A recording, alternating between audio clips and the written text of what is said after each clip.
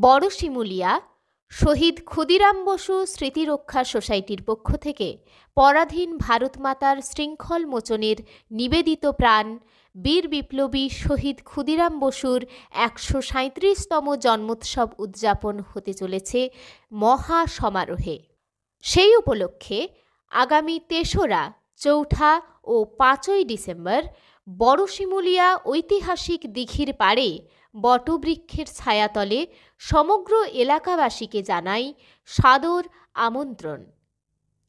অনুষ্ঠানের শুভ সূচনা হবে আগামী ৩রা ডিসেম্বর বুধবার প্রভাতে প্রভাত ফেরি ও দাসপুরগঞ্জে শহীদ ক্ষুদিরাম বসুর পূর্ণাবয়ব মূর্তি স্থাপনের মধ্য দিয়ে। মধ্যাহ্নে থাকছে ক্রীড়া ও সাংস্কৃতিক প্রতিযোগিতা। এছাড়া সান্ধ্যকালীন অনুষ্ঠানে থাকছে যোগব্যায়াম প্রদর্শন ও আকর্ষণীয় ম্যাজিক শো। ৪ঠা ডিসেম্বর শুক্রবার থাকছে প্রভাতে সুসংহত শিশু বিকাশ কেন্দ্র ও প্রাথমিক বিদ্যালয়ের শিশুদের নিয়ে মনজ্ঞ অনুষ্ঠান। সারাদিন ব্যাপী ক্রীড়া ও সাংস্কৃতিক প্রতিযোগিতা, সঙ্গে থাকছে সান্ধ্যকালীন আকর্ষণ, মুক্তমঞ্চের সঙ্গীত ও নৃত্যের অনুষ্ঠান।